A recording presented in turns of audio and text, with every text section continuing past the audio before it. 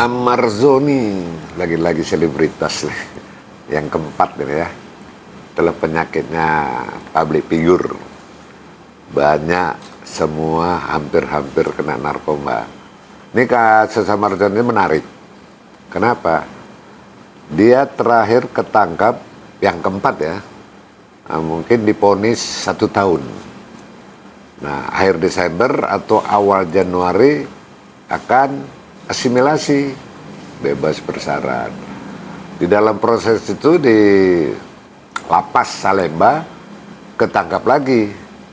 Kononnya isunya mengedarin dalam lapas. Yang kedua, karena perbuatannya tersebut, dia dipindah ke lapas Nusa Kambangan. Nah, sekarang permasalahan hukumnya apa? Kalau dia seorang narapidana dalam proses hukum, katakan dia belum bebas, berarti statusnya mesti menjalani hukuman sebagai narapidana. Kalau dia melakukan lagi, tertangkap lagi hal yang sama, setahu saya hukumannya ditambah 1/3. Jadi boleh-boleh aja dipindah ke Nusa Kambangan dengan catatan. Pindah ke Nusa Kambangan karena bukan hukuman balas dendam. Bukan karena aparat sakit hati dia dipindahkan ke Nusa Kambangan, nggak ada itu alasan subjektif. Kalau dia dipindahkan ke Nusa Kambangan dengan tujuannya biar dia terisolasi, ya kan, tidak bisa komunikasi dengan dunia luar, ya mungkin dengan penyalahguna lain, biar dia kapok, nggak bisa pakai handphone, itu boleh-boleh saja, mungkin berubah gitu lah ya. Karena di Nusa Kambangan itu spesialis lapas super maksimum, dengan arti di sana putus komunikasi, tidak bisa ada handphone juga kalau ada tidak bisa komunikasi dengan orang luar. Tapi Bang, sesuai sama pernyataan Dirjen Pas sendiri, kalau ini tuh ternyata bukan pengedar, hanya terjaring razia rutin lapas. Ini seperti apa sih Bang? Oh, bisa aja. Di lapas itu kan ya rumah dia, bisa aja razia rutin seminggu sekali, 2 minggu sekali, sebulan sekali, tergantung jadwalnya daripada kalapas. Nah, itu udah dinyatakan tidak pengedar, ya kan? Ya, jadi berarti dia penyalahguna. Di Undang-Undang Narkotik nomor 35 2009 di pasal 54 menyatakan para penyalahguna dan pecandu narkotika yang melaporkan diri kepada institusi penerima wajib lapor tidak dituntut pidana. Nah, turunannya pasal berikutnya 55 menyatakan penyalahguna dan pecandu narkotika wajib direhabilitasi terhadap ancaman hukuman. Pengedar narkotika itu ancamannya maksimal hukuman mati. Dikatakan pengedar, ya kan? Minimalnya 4 tahun. Kalau para penyalahguna pecandu narkotika berlaku hukuman maksimal. Maksimalnya 4 tahun. Ya, minimalnya ya bebas. Itu kalau ancaman hukumannya. Jadi jangan dibolak-balik seperti kasus di Lampung. 20 kilo ponisnya 2 tahun. Nanti yang 1 gram 2 gram ponisnya 6 tahun. Jadi undang-undangnya jelas, tinggal dia ngawakinya. Itu kalau mau kita berbenah ya bangsa kita terhadap penyelamatan generasi penerus terhadap dampak dari penyalahguna narkoba.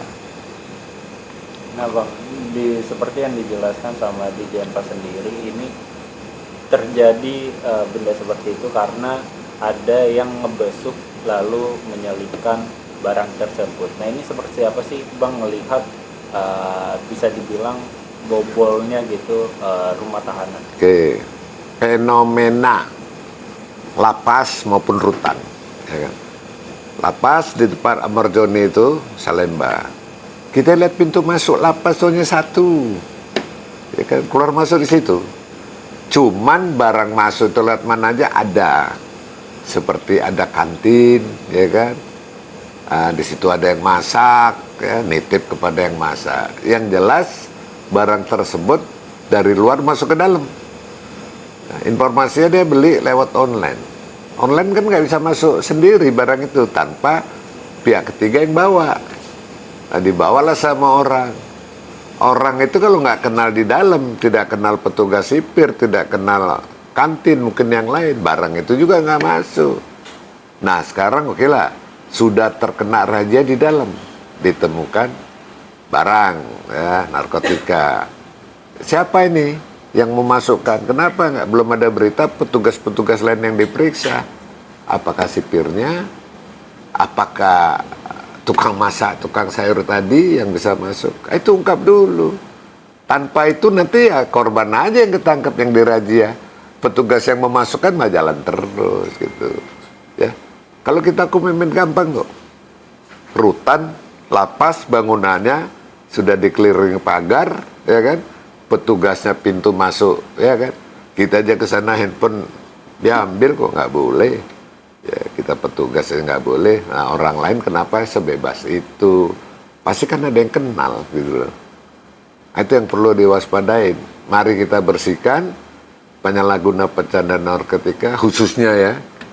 Nah, itu dengan komitmen aparat, mental, moralitas. Ayo sama-sama kita selamatkan penyalahguna itu. Jangan jadi korban razia aja. Yang razia nggak ditangkap-tangkap, yang memasukkan gitu loh, ya. Bang, dengan mungkin bisa dibilang Ahmad Joni bukan pengedar, hanya mungkin ketahuan pakai aja di dalam, Bang, tapi dipindahkan ke Nusa Kambangan.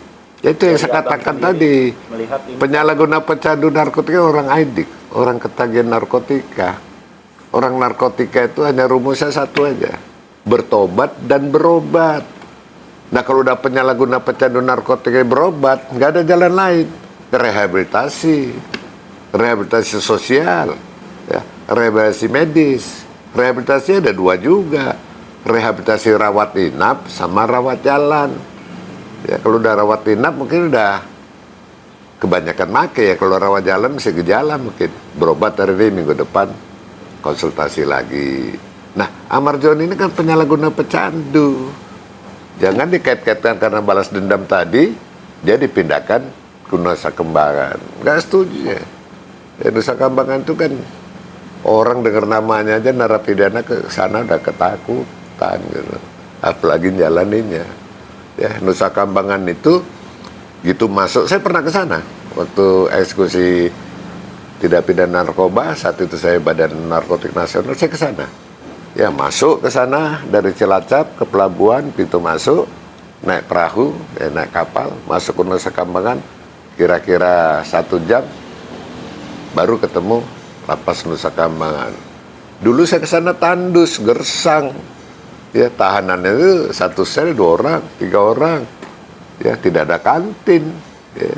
Ya, kasihan lah kalau nama Nusa Kambangan. Komunikasi ke siapapun nggak bisa. Handphone nggak bisa, dihack, jadi nggak bisa komunikasi. Jadi kaitannya antara tadi penyalahguna pecandu dengan Nusa Kambangan, ya tadi itu yang saya katakan tadi. Kalau hanya untuk supaya dia nggak bisa komunikasi, supaya kapok karena mungkin sepi dan sebagainya, supaya dia berubah. Tapi jangan karena aparatnya dongkol, ketati, marah, kau pindahin Nusa Kambangan, itu nggak nyambung. Karena tujuannya pemindahan itu bukan balas dendam. Ya, jangan sekali-sekali dibilang pemindahan itu untuk balas dendam. Itu dari undang-undangnya. Bang, tapi masih ada kesempatan nggak sih Bang, walaupun Ahmad Joni sudah dipindahkan ke Nusa Kambangan, Bang? Siapa saja, bukan Ahmad Joni dia. Kesempatan itu bagi penyalahguna dan pecandu sangat terbuka. Ya berobat dan bertobat aja, kuatkan imannya. Kalau Islam sholatnya, kalau Nasrani ke gerejanya, baru berobat. Oh jaminan nggak itu? Nggak juga. Emangnya rehabilitasi itu jaminan? Ya, hari ini direhabilitasi 6 bulan, 3 bulan dia sembuh. Keluar juga bergaul dengan masyarakat, ya kan? Ketemu lagi mantan-mantan dia. Ya. Karena kalau pecandu narkoba ini, kalau dia tidak dicari gengnya yang pemakai-pemakai, dia yang nyari. ya komunikasi lagi handphone. Makanya kalau mau sembuh benar, steril benar, ya gantilah handphone itu, buang.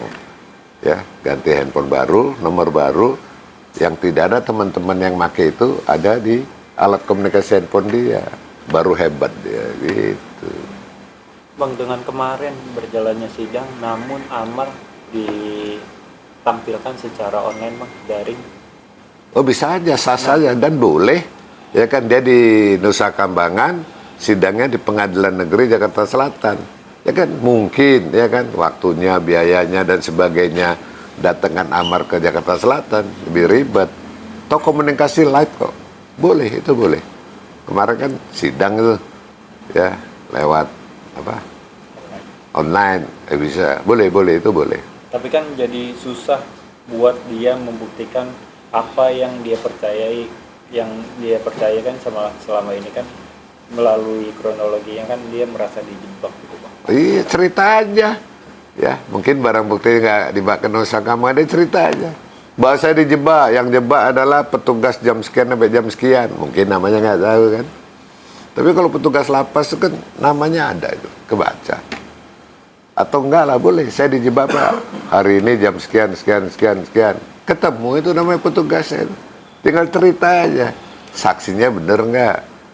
Jangan dia ngarang-ngarang. Karena apa? Orang kena kecanduan narkoba ini akalnya banyak. 1001 akal. Apa yang dikatakan tuh sehingga membuat orang percaya. Ya, nanti ini ada yang ketipu lagi nih. Coba lihat. Komunikasi dengan orang, nanti nipu-nipu sipir. Komunikasi dengan lawyer, nanti lawyernya dibohongin. 1001 akal dia, dengan tujuan dia, saya harus selamat, bisa mengenyam lagi, bisa memakai lagi. Itu kan nggak sembuh-sembuh kalau tujuannya itu. Terakhir, Bang, apa yang mau Abang sampaikan, Bang, terkait kasus ini, Bang? Jadi gini loh, bagi siapapun, khususnya selebritas, kalian jangan popularitas karena ketangkep kasus, ya kan, naik rating kasus, jangan, ya, jangan coba-coba, jangan kenalin narkoba. Kalau kamu masuk sekali ke narkoba, ya kan, 3 pilihan hidup Anda, ya, 1 mati karena edik, kena narkoba, atau kena hukuman mati, ya kan. Kedua, kamu penjara, kamu menyalahgunakan, make, ketangkep aparat, ya, Badan Narkotik Nasional atau Direktorat Reserse Narkoba Mabes Polri. Yang ketiga, ya kamu rehabilitasi. Itu pilihan kamu, hanya 3 pilihan hidupnya. Makanya pilihlah hidup yang keempat, ya, lewat generasi peduli anti narkoba. Hidup yang keempat, pilihan yang keempat ini 1, ya kan, kamu harus steril, ya kan, tanpa narkoba, hidup bahagia dunia dan akhirat. Itu narkoba.